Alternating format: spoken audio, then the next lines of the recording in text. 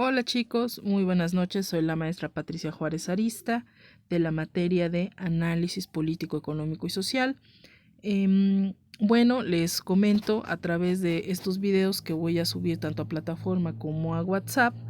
Se les estará dando, pues sí, el contenido respectivo, ¿no? Valga la redundancia, de lo que estaremos viendo durante este periodo.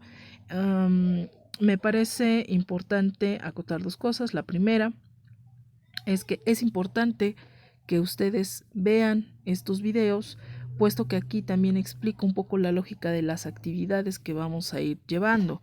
Y bueno, también, si bien no puedo, y con esto voy a ahondar en el segundo punto, si bien no puedo estar a lo mejor interactuando en este momento, sí me parece importante que vean el video y me hagan llegar sus dudas, ¿no? Con respecto al tema que se vio, si hay algo no quedó claro.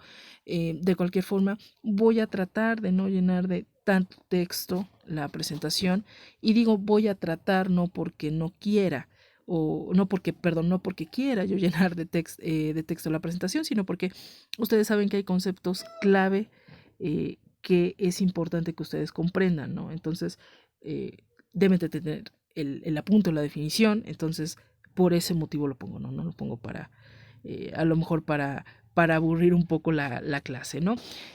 Sin embargo, bueno, pues voy a tratar de hacerlos lo más sintéticas posibles, ¿no? Tomando en cuenta que, bueno, ustedes saben que en clase hacemos actividades y interactuamos un poco, pero bueno, la verdad es que me interesa que tengan muy bien claro la parte teórica y de lo que van a hacer.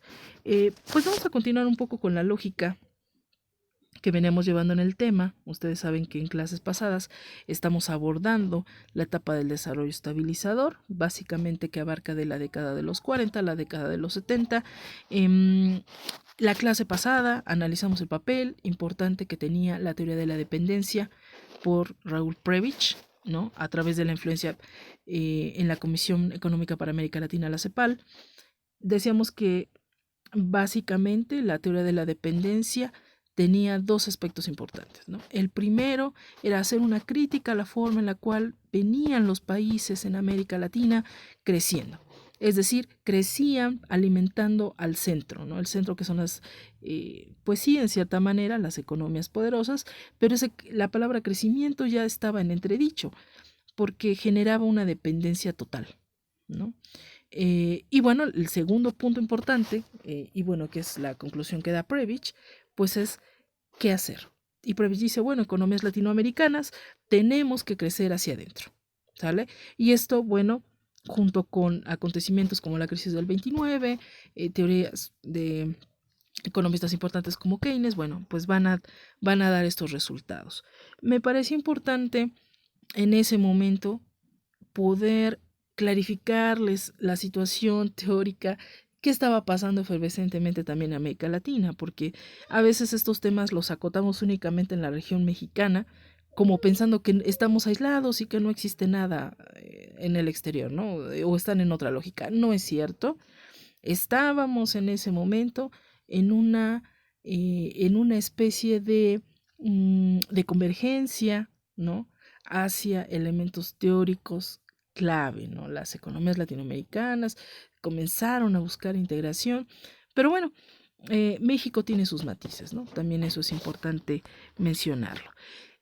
Uno de los objetivos que yo busco con esta presentación, primero, que pues ustedes puedan caracterizar el milagro mexicano y a veces cuando decimos milagro mexicano, y con esto ahundo también en el punto 3 de los objetivos, que es reflexionar sobre los puntos de vista, eh, decimos la palabra milagro y ya la palabra milagro tiene una connotación. Ya nos está diciendo algo que pareciera es, pues si es divino, es una especie de suerte, es algo maravilloso, fantástico, ¿no? Algo que no se esperaba. Y entonces lo idealizamos. Y esto es importante. Mm, Al final y voy adelantando de la presentación, y para subir también actividad, van ustedes a contrastar el punto de vista con otro teórico importante, pero que nos va a decir, bueno, mira, ¿sabes qué?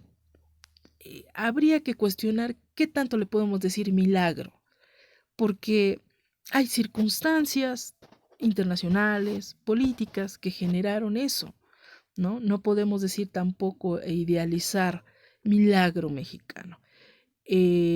Habrá quien esté de acuerdo, habrá quien no. Bueno, eso es lo que me interesa, que ustedes saquen sus propias conclusiones. Otro objetivo también importante, pues es que ustedes ubiquen el papel de la productividad en el modelo. No se puede explicar el éxito del modelo sin ver esa variable productividad y también aquí en el cuarto objetivo, pues el papel del Estado, ¿no? ¿Qué aspectos clave incidieron en el Estado en ese periodo? ¿Qué aconteció? Bueno, para ello, pues ustedes saben que siempre a mí me gusta mucho auxiliarme de autores pues, sí, importantes. Hay una amplia bibliografía sobre desarrollo estabilizador, pero sí hay dentro de todo autores clave. Y un autor clave es Arturo Ortiz Mena, que habla sobre el, el papel del desarrollo estabilizador que hizo. Y bueno, no es para más porque pues él fue secretario de Hacienda del 58 al 70. Ustedes pueden ubicar un periodo clave en lo que nosotros estamos analizando. Arturo Ortiz Mena pues era economista, y pues este periodo, ¿no? Del 58 al 70 pues es sumamente importante, ¿no? Para lo que aconteció en México en ese tiempo. Bueno, recordemos los presidentes que nosotros estamos analizando. Básicamente hablamos de 5 periodos presidenciales, desde Ávila Camacho, Miguel Alemán, Adolfo Ruiz Cortines, López Mateos y Gustavo Díaz Ordaz, ¿no? Son los presidentes que se caracterizan en este periodo de desarrollo estabilizador o denominado también milagro mexicano. Bueno, vamos a comenzar. ¿Qué tenemos en la década de los 50? En la década de los 50, miren, básicamente hay una cosa importante que al menos en el 54 se tenía que combatir, era la inflación. ¿Sale? Hay una importante inflación, hay un incremento de los precios y entonces, bueno, pues esto afecta mucho las expectativas de los empresarios. ¿Sale? Y pues también si aumentan los precios, pues también disminuye el poder adquisitivo de la población. Esto va a durar aproximadamente unos 5 años. ¿Por qué? Porque en el 59 va a cambiar el panorama. Vamos a tener tasas de crecimiento del PIB, el Producto Interno Bruto, más que las tasas de crecimiento de la inflación. Yo en un momento les dije que no había países, y hay países que no pueden crecer si no tienen inflación. El problema es cuando tenemos inflación y no tenemos crecimiento económico. Pero eso no se dio en esa década, ¿no? En esa década tuvimos, sí, inflación, incluso en una ocasión analizamos un gráfico de la inflación, pero también hay crecimiento económico y es mucho más la proporción de este crecimiento. Aquí pongo una cita de Ortiz, ¿vale? En la década de los 70, aquí lo voy a subrayar, es de donde tomo este texto. Esta cita me parece importante porque me parece sintetiza muy bien qué acontecía, ¿no? En ese momento.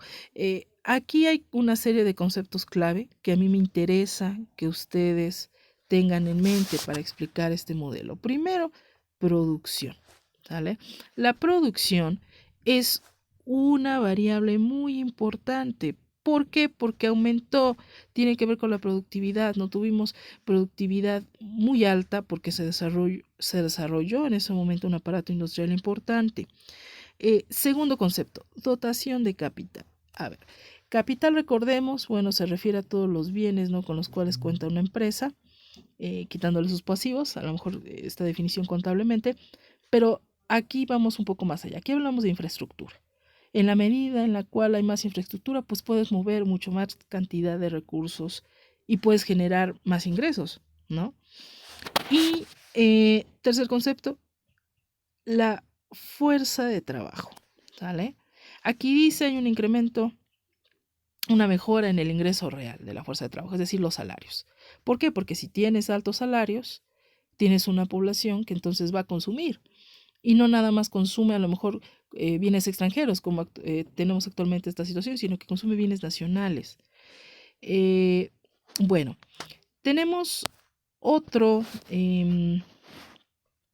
otro concepto también importante, ojo, ahorro. Ahorro. El ahorro fue una estrategia central para canalizar los recursos de forma eficiente. Si yo les digo ahorita, bueno, imagínense que a lo mejor ustedes hubieran sabido la contingencia que íbamos a pasar, a lo mejor ahorita con el COVID, y yo les dijera, oye, ¿cuál es tu plan? A lo mejor hace 2 meses. Yo les aseguro que el 90% me hubiera dicho, no, pues ya no voy a gastar, mejor voy a ahorrar, ¿no? El ahorro nos sirve para afrontar contingencias, pero también el ahorro aumenta, aumenta la cantidad de recursos que puede mover el Estado y el aparato bancario, ¿no? Entonces, pues hay más ingresos y eso es importante. Otro concepto importante, tasa de interés. ¿Qué pasó con las tasas de interés en ese momento? Bueno, aquí hay un esquema, me parece importante poder plantearlo. Recordarán, en las primeras clases decíamos que si aumentamos la tasa de interés, que fue lo que hizo el gobierno en ese momento, pues lo que va a suceder es una especie, tenemos 2 efectos, perdón. Uno, baja la inflación. ¿Por qué? Porque retiramos dinero de la economía. Recuerden ese principio básico. Recuerden ustedes que el coco de las economías es el coronavirus, así lo quieren decir, es la inflación, ¿vale? No podemos dejar que la inflación aumente mucho más allá que el crecimiento económico. Entonces, pues México, el Estado mexicano lo que hizo fue aumentar la tasa de interés y a veces teóricamente se dice que eso implica menor crecimiento económico, porque hay menor dinamización de la economía. Sin embargo, no fue así en este periodo. Y ustedes podrán cuestionarse y decir, bueno, Miss, ¿qué pasó? ¿Por qué a pesar de que subió la tasa de interés, bajó la inflación y tuvimos crecimiento económico? Bueno, lo que sucede es que va a haber una especie de inversión, ¿sale? En proyectos. Sí, esto va a implicar un aumento en el endeudamiento por parte del Estado. Es una deuda que se va a financiar con recursos externos y recursos internos, ¿vale? Eso es importante que nosotros lo tomemos en cuenta, porque si no, pues no vamos a poder a lo mejor definir muy bien qué era lo que pasaba con las tasas de interés. Esta es una crítica que se le va a hacer más adelante al modelo, porque pues vamos a ver que los niveles de endeudamiento pues fueron muy importantes y llegaron al borde del derroche, ¿no? Tampoco, por eso les decía, no podemos tampoco idealizar este periodo milagro mexicano, porque como todo, ¿no? Tuvo cosas positivas, pero también hay cosas que es importante poner en tensión. Sobre la intervención del Estado en la economía, bueno, miren, realmente el Estado comenzó a invertir en sectores clave. Eso también benefició a la agricultura. ¿Por qué? Porque ¿quién alimenta las industrias? Las industrias, por ejemplo, imaginemos una industria textil. ¿Con qué trabaja? Trabaja con tela. ¿Y la tela de dónde viene? Del algodón. Entonces hay una cadena, ¿no? Hay una cadena de valor, pero que al final se sustenta en el sector primario, ¿no? La agricultura sí se benefició. Esto es importante también tomarlo en cuenta.